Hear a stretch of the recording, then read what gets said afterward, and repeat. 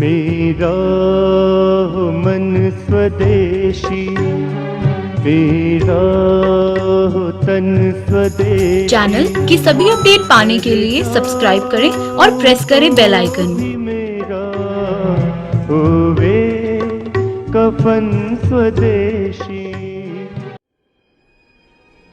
मैं भारत को भारतीयता की मान्यता के आधार पर फिर से खड़ा करना चाहता हूं, उस काम में लगा हूं। का पाउडर, जामुन की गुठली का पाउडर, करेले का पाउडर और मेथी दाना, ये चारों को पीस के बराबर मात्रा में शीशी में भर के रख लो। यही दवा है डायबिटीज की। इसको खाना कैसे है? 1 चम्मच सुबह खाओ, 1 चम्मच शाम, गर्म पानी के साथ, खाना खाने से 1 घंटे पहले। ये तरीका है खाने का। बस 4 से 6 महीने कोई भी खा लेगा, शुगर सबकी ठीक हो जाएगी। मैंने हजारों लोगों की शुगर ठीक की है इस छोटी सी नुस्खे से, और ये नुस्खा मेरा नहीं है, आयुर्वेद का है। इसमें साइड इफेक्ट नहीं है, खर्चा बहुत कम होगा, दवा आसानी से आप खुद बना सकते हो, और इस दवा को एक्सपायरी डेट नहीं है।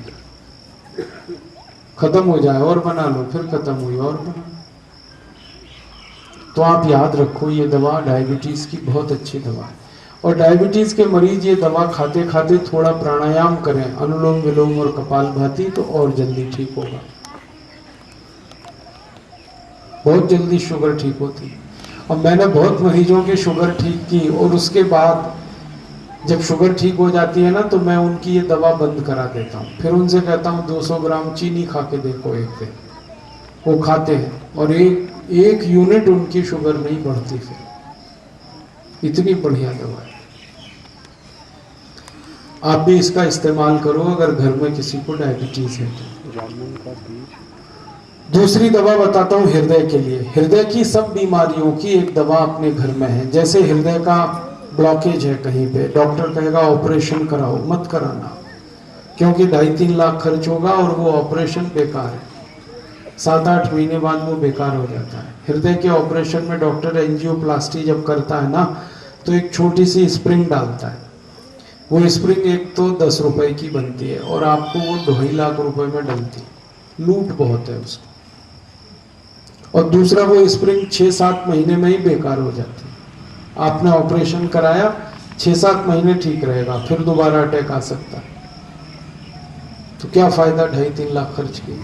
इससे अच्छा ऑपरेशन मत कराओ। फिर क्या करो, अपने घर में एक दवा है वो खाओ। वो दवा क्या है? घी का रस पियो। घिया है ना, घिया, वो हृदय की सबसे अच्छी दवा है।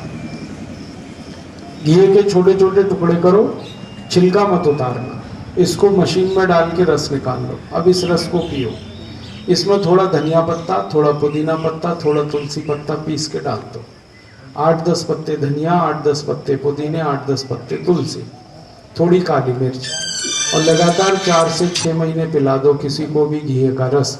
उसका 99% अगर ब्लॉकेज है तो वो भी निकल जाता है। घिया इतनी बढ़िया दवा है। और ये घी का रस जो भी पिएगा ना, सबका ब्लड प्रेशर ठीक होगा, बीपी ठीक हो जाएगा। घी का रस जो भी पिएगा उसका कोलेस्ट्रॉल ठीक हो जाएगा, ट्राइग्लिसराइड ठीक होगा। लगातार घी का रस पीते रहो तो शुगर भी ठीक कर देता है। बहुत बढ़िया है। और घिया सब जगह मिलता है, आसानी से मिलता है। बहुत लोगों के मन में आजकल एक डर बैठ गया है कि घी में इंजेक्शन लगा देते हैं, फिर क्या करें? अगर घी में इंजेक्शन लगा दिया तो उस घी को मत लेना, पहचान कर लेना उसकी, इंजेक्शन लगा कि नहीं लगा। आप बोलोगे कैसे पहचाने? घी को हाथ में पकड़ो और उसमें नाखून जो है ये गड़ाओ, अंगूठे का नाखून, तो ये घुस गया अगर घी में तो घिया एकदम शुद्ध है। और ये नाखून नहीं घुसा तो समझ लो उसमें इंजेक्शन लग गया। तो वो घिया मत लो जिसमें इंजेक्शन लग गया। माने नाखून जिसमें नहीं घुस रहा है वो घिया छोड़ दो, और जिसमें नाखून घुस रहा है वो ले लो। घिया अपने घर में भी पैदा कर सकते हो। थोड़ी भी खाली जमीन है, लगा दो उसमें एक बीज, उसकी बेल आ जाएगी, घिया मिले। और कुछ दवाएं बताता हूँ। बवासीर है, बगंदर है, इसकी दवा अपने रसोई में है, उसका नाम है काला दाग, काला मुनक्का। ये जो काला मुनक्का है, इसको रात को पानी में डाल दो, 5-6 मुनक्के रात भर पानी में रखो, सवेरे उस मुनक्के को खोलो तो उसका बीज निकाल दो। बीज उसका जहरीला है, मत खाना। तो बीज निकाल के मुनक्का चबा के पीछे से वही पानी पियो जिसमें आपने मुनक्का डाला। 4 से 6 महीने आप खा लोगे मुनक्का तो बवासीर बिल्कुल ठीक हो, बगंदर भी ठीक होगा, फिस्टुला भी ठीक होगा, ऑपरेशन कराने की जरूरत ही नहीं। और जब ताजा अंगूर मिलता हो ना, तो काला अंगूर ले लो, उसको पीस के उसका रस निकाल लो, आधा कप रस सवेरे निन्ने पेट पी लो तो भी बवासीर ठीक होगा, बगंदर ठीक होगा। अपने घर में और एक दवा है, उसका नाम है मूली। मूली का नीचे का हिस्सा है ना सफेद वाला, उसको पीसकर उसका रस निकाल लो आधा कप, और वो रस खाने के आधा घंटे बाद पियो, सुबह शाम। तो 20-20 साल पुराना बवासीर ठीक हो जाता। कितनी अच्छी दवा है, घर में ही है, गोली छूट जाती है इससे।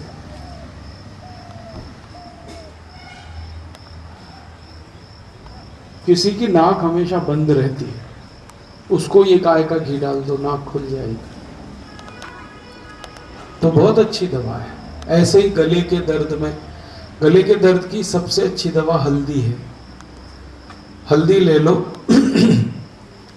और गर्म दूध में या गर्म पानी में पी जाओ उसको, सब गले के दर्द ठीक करते हैं।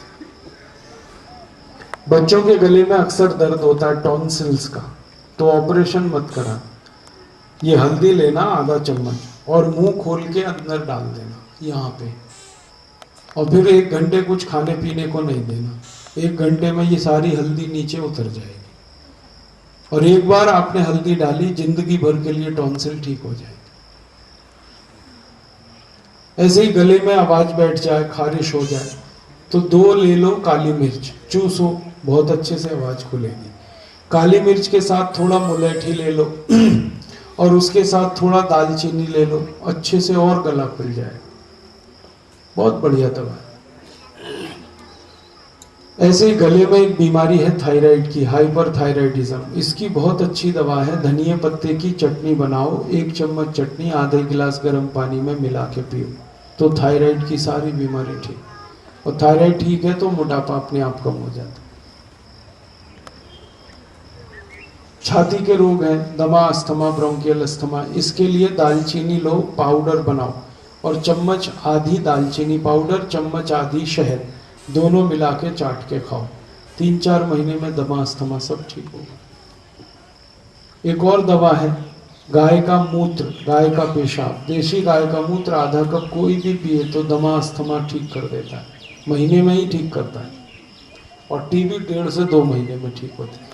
अंग्रेजी दवा टीबी के लिए खाओ तो 9 महीने लगते हैं, और गोमूत्र पी लो तो 1.5-2 महीने में ही टीबी ठीक है। सब दवाएं हैं अपने पास, एक भी ऐसी बीमारी नहीं जिसकी दवा है। आपको खाज हो जाए, खुजली हो जाए, दाद हो जाए, तो बहुत अच्छी दवा है, पुदीने के पत्ते पीसो, उसकी चटनी लगा लो, ठीक हो जाएगा। नहीं तो सड़ा हुआ केला है ना, सड़ा हुआ केला, वो लगा लिया करो, खाज, खुजली, दाद, सोराइसिस सब ठीक कर देता है। अच्छा केला तो खाना, और सड़ा हुआ केला शरीर पे लगाओ, दाग धब्बे सब मिटा देता है, दांत, खाज, खुजली सब ठीक करता है। नहीं तो गोमूत्र लगा लो, गोमूत्र लगा के खाज, खुजली, दांत ठीक हो जाता है। बहुत अच्छी दवा। और कई दवाएं हैं अपने घर में जैसे एक चूना होता है, चूना जो पान में हम खाते हैं, ये बहुत अच्छी दवा है। माताओं के एड़ी में दर्द होता है तो पान वाला चूना खाया करो, दही में डाल के, कनक के दाने के बराबर चूना दही में डालो आधा कप में और खा जाओ। लस्सी में मिला के पी लो, एड़ी का दर्द ठीक कर देता है, घुटनों का भी, कमर का भी, कंधे का भी दर्द ठीक करता है। स्पॉन्डिलाइटिस की बहुत खराब बीमारी है जिसकी एलोपैथी में कोई दवा नहीं, वो चूने से ठीक हो जाती है स्पॉन्डिलाइटिस। कनक के दाने के बराबर चूना दही में खाते रहो, सारी स्पॉन्डिलाइटिस ठीक करेगा। कंधों में अकड़ हो गई, जकड़ हो गई, हिलता भी नहीं, चूना खाओ, एकदम अच्छे से साफ करेगा। ये जो छोटे बच्चे हैं ना, इनकी लंबाई बढ़ानी है तो चूना खिलाओ इनको, कनक के दाने के बराबर दही में डालकर, साल भर में सबकी लंबाई बढ़ेगी। ये बच्चों के जिनके दिमाग कम चलते हैं, अकल जिनको कम है, बुद्धि कम है, उनको चूना खिलाओ, बहुत अच्छी अकल होती है। आप भी चूना खा सकते हैं। मुंह में ठंडा गर्म पानी अगर लगता है तो चूना खा लो, ठीक कर देगा। किसी को पीलिया हो गया, पीलिया, तो चूना ही दवा है और कोई दवाई नहीं, पूरी दुनिया में नहीं है पीलिया की कोई दवा। ये जो लिव 52 है ना, ये चूने का पानी है और कुछ नहीं। चूना आता है 50 पैसे का, लिव 52 50 रुपए का। ऐसे लूट मार हो रही है आप। तो चूना खा लो, जॉन्डिस ठीक होगा। पीलिया कैसे खाएं? कनक के दाने के बराबर चूना दही में, नहीं तो लस्सी में, नहीं तो गन्ने के रस में, नहीं तो पानी में मिला के पी। किसी पुरुष के वीर में शुक्राणु बहुत कम है, आप उनको चूना खिलाओ, बहुत अच्छे से शुक्राणु बनेंगे। माताओं के शरीर में अंडे नहीं बनते, चूना खिलाओ, बहुत अच्छा है। मैंने कई ऐसे पति पत्नी देखे जिनको 10-10 साल से बच्चे नहीं थे, उनको चूना खिलाया और बच्चे हो। इतना आसान इलाज। प्राइमरी इनफर्टिलिटी की बेस्ट मेडिसिन है चूना। आप डॉक्टर के चक्कर में सालों साल भटकते रहना, कुछ नहीं होगा। और ये भगवान का दिया हुआ थोड़ा चूना खा लो, सब ठीक। और चूना बहुत सस्ता है, कहीं भी मिलता है, पान की दुकान पे खरीद लो। मैंने देखा चूने से 70 बीमारियां ठीक होती।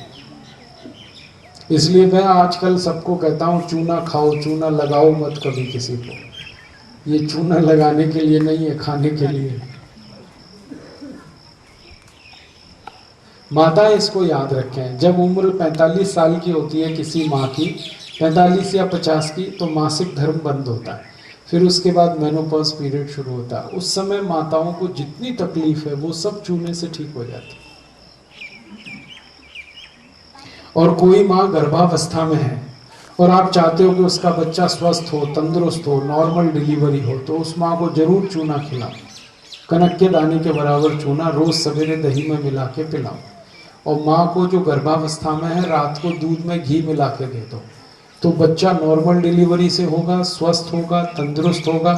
कम से कम उसका वजन 2.5-3 किलो होगा और जिंदगी में वो बच्चा जल्दी बीमार नहीं पड़ेगा। शरीर भी स्वस्थ, दिमाग भी स्वस्थ।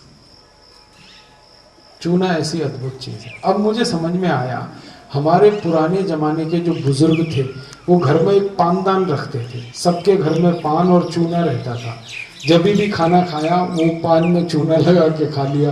कोई अतिथि आया उसको खिला दिया। अब मेरे समझ में आया वो कितने होशियार लोग थे। तो आप भी करो, ये पान खाओ चूने का।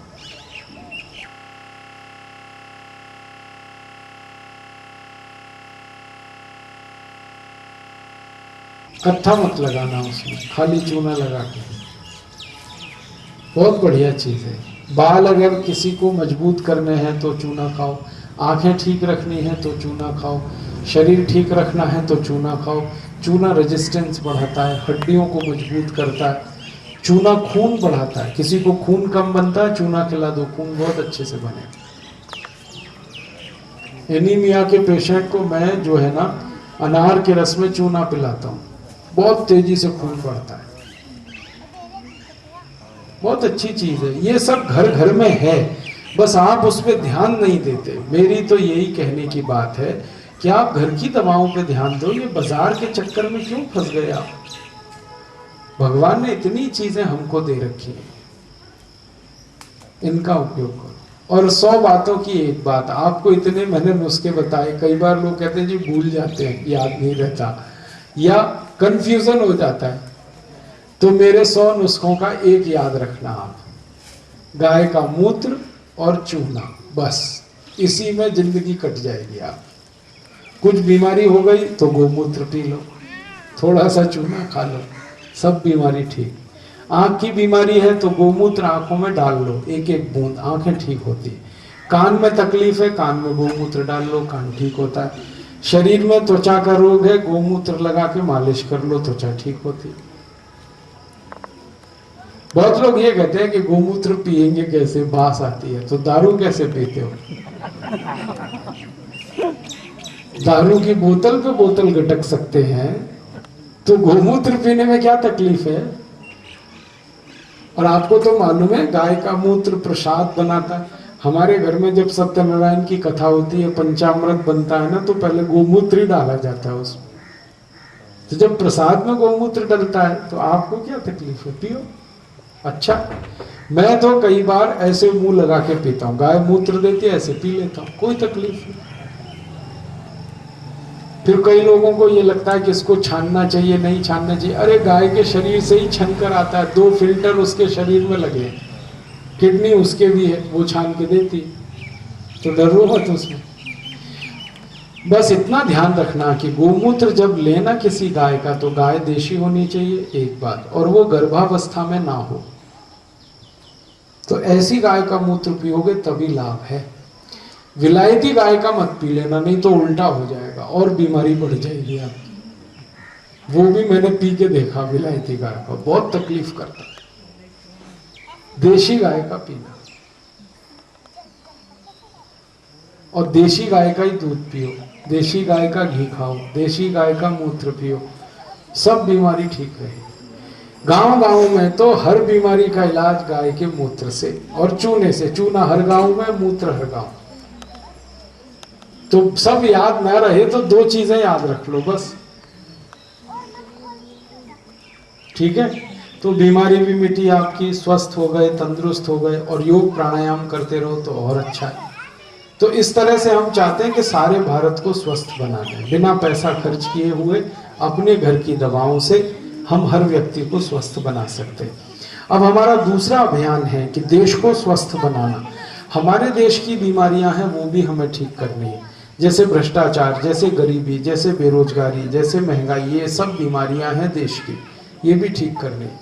और भ्रष्टाचार इतनी बुरी बीमारी है कि घर घर में, देश की रग रग में घुस गया भ्रष्टाचार। हमारे घर में कोई बच्चे का जन्म हो, वहां से भ्रष्टाचार शुरू हो जाता है। उस बच्चे के जन्म का प्रमाण पत्र बनवाना पड़े तो बिना रिश्वत दिए नहीं बनता। और कोई मर जाए घर में तो उसका मृत्यु प्रमाण पत्र बनाना हो तो बिना रिश्वत दिए वो भी नहीं बनता। तो जन्म से मृत्यु तक रिश्वतखोरी है इस देश में। और ये रिश्वतखोरी सारे देश में एक साल में 18 लाख करोड़ लूटखोर नेताओं ने विदेशी बैंकों में 328 लाख करोड़ रुपए जमा कर रखा है। 70 बैंक हैं दुनिया में जहां पर ये पैसा जमा, और इनके साथ कुछ लूटखोर अधिकारी भी हैं, उन्होंने भी पैसे जमा कर रखे। तो हमने तय किया है कि ये सारा पैसा जो विदेशी बैंकों में है इसे वापस लाएं, क्योंकि ये देश की संपत्ति है। आपका पैसा है, ये मेरा पैसा है, आपने टैक्स दिया, मैंने टैक्स दिया, ये वो पैसा है जो नेता लूटते। अब बहुत लोग मुझे ये पूछते हैं क्या ये पैसा आ सकता है? हाँ, ये आ सकता है। इसको वापस लाने के रास्ते हैं। पहला रास्ता है कि अगर भारत के सुप्रीम कोर्ट में एक मुकदमा दाखिल किया जाए और उसमें ये कहा जाए कि विदेशी बैंकों में जो 328 लाख करोड़ रुपए रखा है उसे भारत की राष्ट्रीय संपत्ति घोषित करो, और सुप्रीम कोर्ट उसे राष्ट्रीय संपत्ति घोषित कर दे, तो ये सारा पैसा आ जाएगा। हमने इसी उम्मीद में सुप्रीम कोर्ट में एक मुकदमा करवाया 6 महीने पहले, एक वकील के मार्फत, उसका नाम है राम जेठमलानी। वो मुकदमा अभी चल रहा है, 2.5-3 साल में इसका फैसला आ जाएगा, और उम्मीद है कि हम जीतेंगे और 328 लाख करोड़ रुपए वापस आएगा। एक दूसरा रास्ता है कि भारत की संसद में एक प्रस्ताव पास कराया जाए और संसद ये कहे कि जितना पैसा विदेशी बैंकों में है वो भारत की राष्ट्रीय संपत्ति है। और संसद में जब ये प्रस्ताव होगा ना, तो सांसद बहस करेंगे इस पर। उस समय हम देखेंगे कि इसका विरोध कौन कर रहा है। जो विरोध कर रहा है, पक्की बात है, बेईमान वही है, पैसे उसी के, और जो ईमानदार है वो तो समर्थन करेगा इसका। तो संसद में या तो बेईमान लोग ज्यादा होंगे तो हमारा प्रस्ताव फेल होगा, या ईमानदार सांसद ज्यादा हुए तो प्रस्ताव पास होगा, प्रस्ताव पास हो गया तो पैसे आ जाएंगे, तो कुछ करना नहीं अपने को। और नहीं हुआ प्रस्ताव पास, इसका माने बेईमान लोग ज्यादा हैं संसद में। तब हम 2014 में एक संकल्प लेकर काम करने वाले हैं। 2014 में चुनाव आएगा संसद का, सारे देश में से हम 400 सांसदों को जिताकर लाएंगे संसद में, जो ईमानदार हैं, देशभक्त हैं, और उनकी मदद से ये प्रस्ताव फिर पास कराएंगे 328 लाख करोड़ रुपए को वापस लाने का। आप पूछोगे क्या 400 सांसद आना आसान है?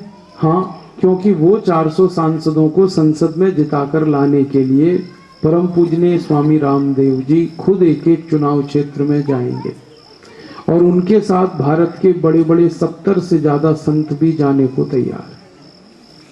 इसलिए ये आसान है। एक बहुत बड़े संत में जाने के लिए स्वामी सत्यमित्रानंद गिरी वो तैयार हैं, स्वामी गोविंद देव गिरी जी वो तैयार हैं, स्वामी अवधेशानंद गिरी जी वो तैयार हैं, परम पूजनीय मुरारी बापू, परम पूजनीय सुधांशु जी महाराज, ये सब तैयार हैं। ऐसे 70 संतों ने संकल्प लिया अभी हरिद्वार में जब कुंभ हुआ था कि हम सब मिलकर ये काम करेंगे। तो अगर 70 संत सारे देश में घूमेंगे और उनके करोड़ों भगत हैं पूरे देश में, तो 400 सांसद क्या 500 भी जीत के आ सकते हैं, कोई बड़ी बात नहीं। और ये सांसद जीत के आएंगे तो कानून बनवा देंगे, कानून बनेगा तो पैसे आ जाएंगे, पैसे आए तो उसको बैंक में फिक्स डिपॉजिट में रखेंगे। 330 लाख करोड़ 328 लाख करोड़ है, ये पैसे अगर बैंक में रख दें तो साल का ब्याज आएगा 33 लाख करोड़। अभी हमारा एक साल का कुल बजट है 11 लाख करोड़, फिर हमें मिलेगा हर साल 33 लाख करोड़, माने 3 गुने बजट से तो हम देश को आराम से बना लेंगे। गरीबी, बेकारी, भुखमरी सब दूर होगी। हमने हिसाब निकाला कि 1.5 साल का अगर पैसा इकट्ठा करें 50 लाख करोड़ होता है। इतने में भारत के सभी गांवों को चमन कर सकते हैं। एक एक गांव की सड़क बनेगी, एक एक गांव में स्कूल होगा, एक एक गांव में हॉस्पिटल होगा, एक एक गांव में 100 उद्योग होंगे, एक एक गांव में किसानों के खेत को पानी मिलेगा, पीने का पानी मिलेगा। हर व्यक्ति को अपने घर में संडास घर बनाने का, बाथरूम बनाने का, सब पूरे देश के हर गांव में ये कर देंगे। 50 लाख करोड़ बहुत बड़ी रकम है। सारे गांव हमारे सुखी हो जाएंगे, स्वावलंबी।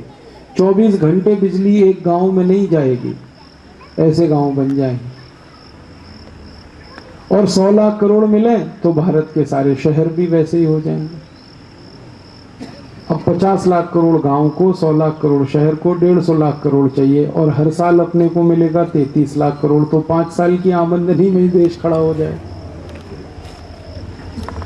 और हुआ तो अपने कुछ पड़ोसी देशों का विकास करेंगे। फिर श्रीलंका है, नेपाल है, बर्मा है, भूटान है, मालदीव है, इंडोनेशिया है, ऐसे भारत के पड़ोस में 70 गरीब देश हैं। इनका विकास करेंगे 2 देशों को छोड़कर, एक पाकिस्तान और एक चीन। वैसे तो पाकिस्तान भी गरीब देश है, इसको कुछ नहीं देने वाले, हाँ इससे तो लेना है, और चीन की भी मदद नहीं करेगा। ये दोनों दुश्मन है हमारे, और ये कभी भी दोस्त नहीं हो सकते, चाहे हम 100 साल कोशिश करते रहें, कभी भी ये दोस्त नहीं होने वाले। हमारे कितने प्रधानमंत्रियों ने पाकिस्तान से दोस्ती की कोशिश की, आप देखो क्या नतीजा निकला।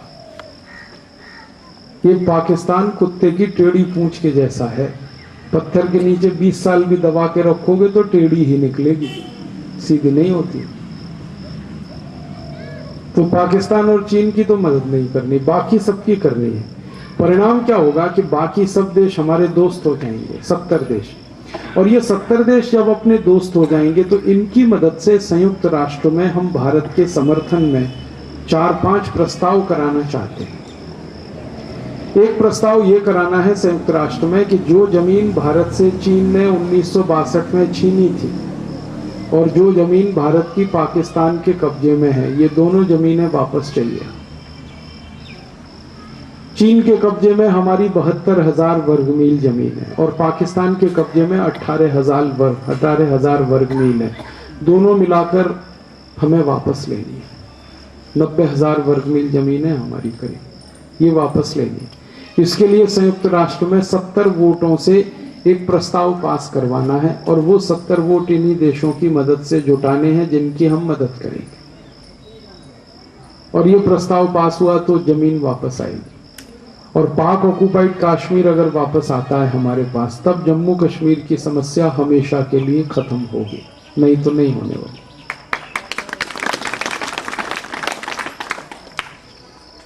जिस दिन पाक ऑक्युपाइड कश्मीर हम ले लेंगे वापस, उसी दिन समस्या समाप्त हो जाएगी।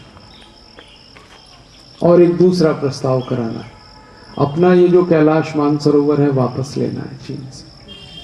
ये तो हमारा तीर्थ स्थान है। और इसके लिए क्या करेंगे? चीन की सबसे कमजोर नस दबाएंगे। ये जो 70 देश है ना, इनकी मदद से संयुक्त राष्ट्र में एक प्रस्ताव करवाएंगे, तिब्बत को आजाद करो। और जैसे ही तिब्बत की आजादी का सवाल आप उठाओगे, चीन आपके सामने तुरंत सरेंडर करेगा, क्योंकि चीन के लिए सबसे कमजोर है तिब्बत।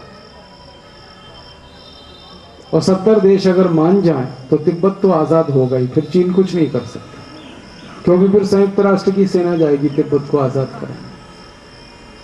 और तिब्बत आजाद हो जाए तो भारत हमेशा के लिए सुरक्षित हो जाएगा, क्योंकि फिर चीन और भारत के बीच में तिब्बत आ जाएगा।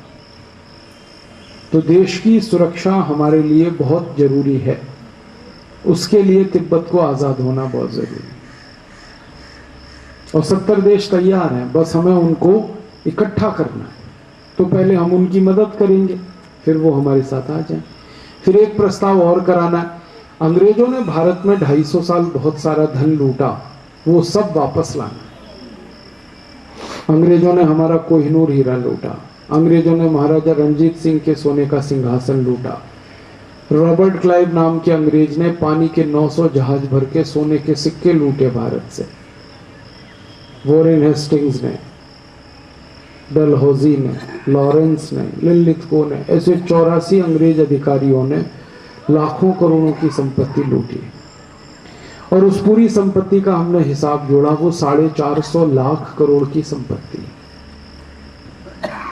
ये पूरा वापस लाना है। इसके लिए संयुक्त राष्ट्र में प्रस्ताव कराना है और एक अंतर्राष्ट्रीय अदालत में मुकदमा लड़ना है अंग्रेजों के खिलाफ। उस मुकदमे में गवाही के लिए ये 70 देश चाहिए हम, क्योंकि अंग्रेजों ने इनको भी लूटा है। ये सब देश हमारे साथ खड़े होंगे और वो मुकदमा जीतेंगे हम तो 450 लाख करोड़ की संपत्ति फिर आएगी भारत। और वो संपत्ति सोने के रूप में लाएंगे हम। और 450 लाख करोड़ का सोना लाकर अगर भारत में जमा कर दिया जाए तो भारत के रुपए की ताकत डॉलर की तुलना में 50 गुनी बढ़ जाएगी। अभी $1 में 44 रुपए है, फिर $1 में $7 हो जाएंगे। जब रुपए की ताकत बढ़ेगी तो जो निर्यात हम करते हैं दुनिया के देशों में, इसकी आमदनी हमारी 50 गुनी बढ़ जाएगी। इस समय हमारा निर्यात 8 लाख करोड़ का है, फिर वो 400 लाख करोड़ का हो जाए।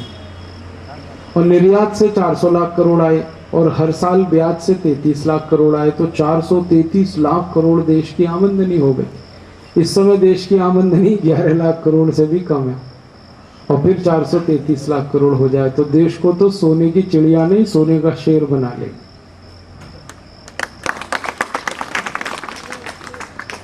अब की बार सोने की चिड़िया नहीं बनाएंगे भारत को, क्योंकि सोने की चिड़िया था तो लूट लिया सब विदेशियों ने। चिड़िया कमजोर होती है, शेर मजबूत होता है। सोने का शेर बनाएंगे, अब कोई ना लूटे इस देश को। और एक बड़ा काम होने वाला है कि अगर रुपया मजबूत हो गया, डॉलर कमजोर, तो जो भारतवासी अमेरिका में रह रहे हैं ये सब वापस आ जाएंगे। 2.5 करोड़ भारतवासी आएंगे वापस। तो इनका जो ब्रेन है, इनका जो दिन, गरीबी दूर होगी, भुखमरी दूर होगी, बेकारी दूर होगी और महंगाई दूर करेंगे हम कैसे? जब आमदनी 433 लाख करोड़ की देश को हो जाए तो टैक्स लेने की जरूरत नहीं, सारे टैक्स माफ कर दो, क्योंकि टैक्स की आमदनी तो 7-8 लाख करोड़ की है, कोई बड़ी बात नहीं, वो हम माफ कर सकते हैं। टैक्स माफ कर दिए तो सारी महंगाई खत्म। मैंने अभी हिसाब जोड़ा, सारे टैक्स माफ करें तो पेट्रोल मिलेगा 16 रुपए लीटर। डीजल मिलेगा 7 रुपये 80 पैसे लीटर, रसोई गैस का सिलेंडर मिलेगा 45 रुपये, नमक मिलेगा 50 पैसे किलो। आप बस का टिकट खरीदो 100 रुपये का, टैक्स खत्म होने के बाद वो टिकट मिलेगा 27 रुपये। रेल का टिकट 100 रुपये का, टैक्स खत्म होने के बाद वो मिलेगा 22 रुपये का। सारे टैक्स खत्म होंगे, सब महंगाई खत्म, पढ़ाई बहुत सस्ती हो जाएगी। अभी इंजीनियरिंग की पढ़ाई में 5 साल में 5 लाख खर्च होता है, फिर 50,000 में हो जाएगी वो पढ़ाई। मेडिकल की पढ़ाई में 7-8 साल में 40 लाख खर्च होता है, फिर 4 लाख में हो जाएगी। शिक्षा सस्ती, घर खर्च चलाना सस्ता, पढ़ाई सस्ती, चिकित्सा सस्ती, हर चीज़ सस्ती, तो गरीब आदमी भी जिंदा रहेगा और हर आदमी की आमदनी बढ़ेगी। तो महंगाई खत्म, बेकारी खत्म, गरीबी खत्म, भूखमरी खत्म, शिक्षा सबको, पानी सबको, रोजगार सबको, हर चीज़ हो जाएगी। और हर आदमी को योग प्राणायाम का ज्ञान दे देंगे हम, तब तक तो सब सुखी स्वस्थ हो जाएंगे।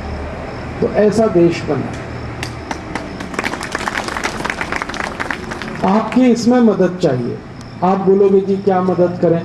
आप हमारे इस अभियान के साथ जुड़ जाओ, मेंबर बन जाओ, तो हमारा ये काम जल्दी होगा। ये अभियान पूरा करने के लिए हमें 5 करोड़ मेंबर चाहिए सारे देश में, तब हमारे 400 सांसद चुनकर आएंगे संसद में, जब 5 करोड़ मेंबर हों। अभी हमारे अभियान में 50 लाख मेंबर हैं, अभी 4.5 करोड़ बाकी हैं। हर व्यक्ति अगर 10-10 मेंबर बना दे तो हमारे 5 करोड़ मेंबर पूरे हो जाएंगे।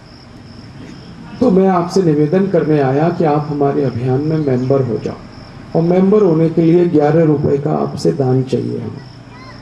हमारे अभियान में कोई भी व्यक्ति जो मेंबर बनता है उसकी दान राशि 11 रुपए रखी है हमने गांव के व्यक्तियों के लिए। तो आप मेंबर बनेंगे, 11 रुपए दान कर सकते हैं, रसीद आपको हम दे देंगे, और वो जो आप 11 रुपए हमें देंगे, यही पैसे से हम ये लड़ाई लड़ने वाले। सारी दुनिया के स्तर पर ये काम हमें करना है, इसमें हमारा 250 करोड़ खर्च होने वाला। तो ये पैसा हम चाहते हैं कि भारत के ईमानदार लोगों से, मेहनती लोगों से 11-11 रुपए के रूप में इकट्ठा किया जाए।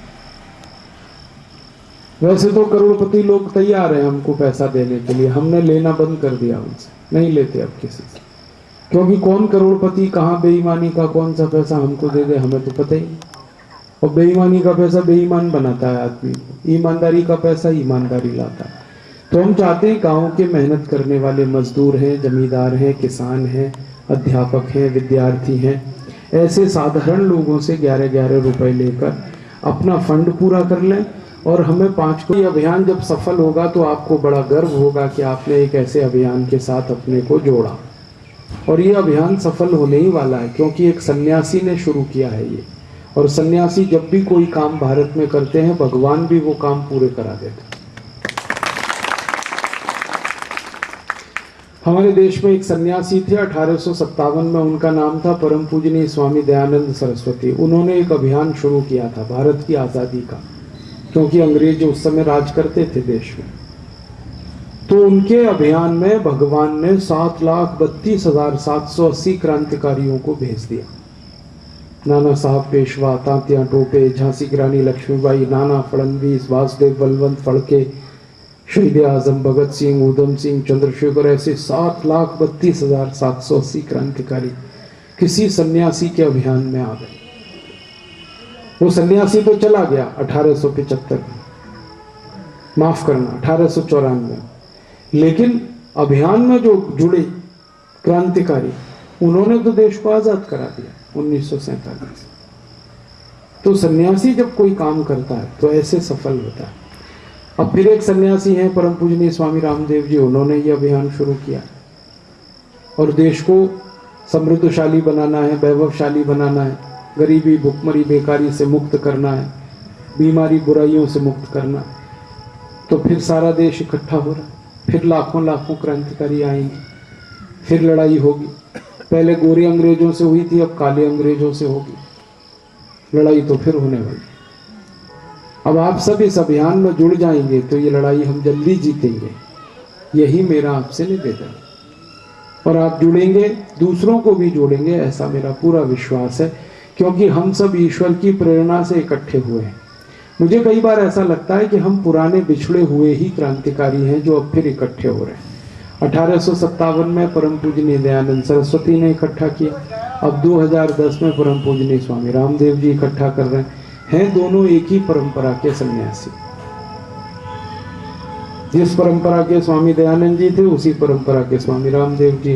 तो मुझे तो लग रहा है ये ईश्वर की कोई लीला चल रही है, ईश्वर की कोई प्रेरणा से ये काम हो रहा है और हम सब भी ईश्वर की प्रेरणा से इस काम में जुड़ रहे हैं।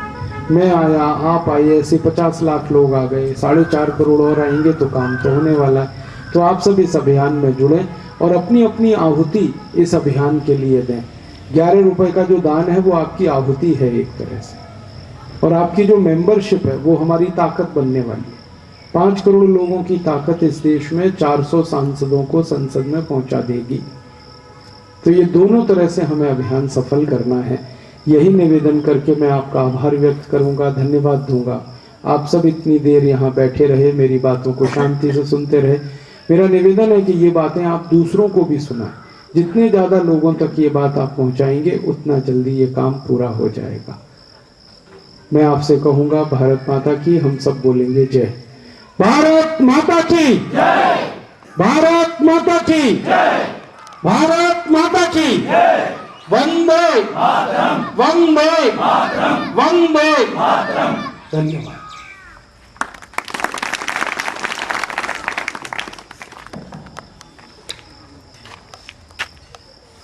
जिन्होंने इतनी बहुमूल्य बातें हमें बताई, अब हमारा ये धर्म बनता है, हमारा फर्ज बनता है, हम इस एक एक बात को अपने पूरे गांव में, अपने पड़ोसियों के पास, अपने संबंधियों के पास, हर जगह भी दें। तो अभी मैं सतपाल जी और ओम प्रकाश जी, उनसे निवेदन करता हूं कि वो शाल ओढ़कर भाई राजीव जी का आभार प्रकट करें। बीएमओ साहब से भी मैं रिक्वेस्ट करता हूं वो साथ आए। बीएमओ साहब,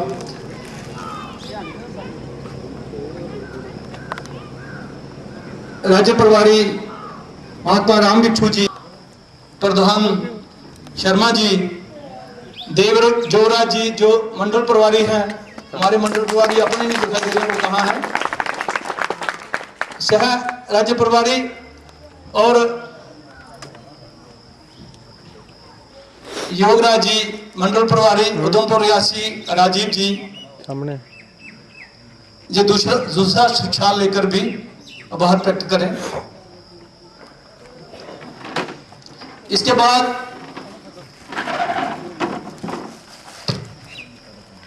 मक्खनलाल जी और हेमराज जी भी, राजकुमार जी साथ दे इनका, राजकुमार जी, हेमराज जी। अभी इसके बाद हम एक पौधारोपण जहां पे करवाएंगे, डॉक्टर केसी शर्मा जी,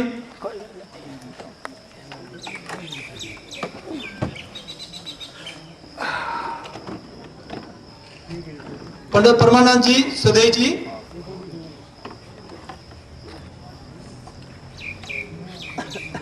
अभी इसी प्रांगण में एक पौधारोपण, भाई राकेश जी, पौधारोपण होगा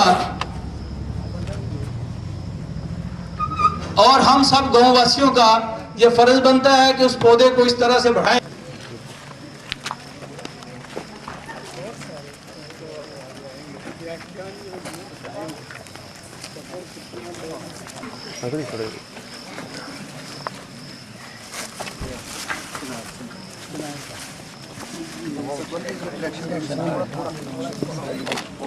थोड़ा सामने सामने मीटिंग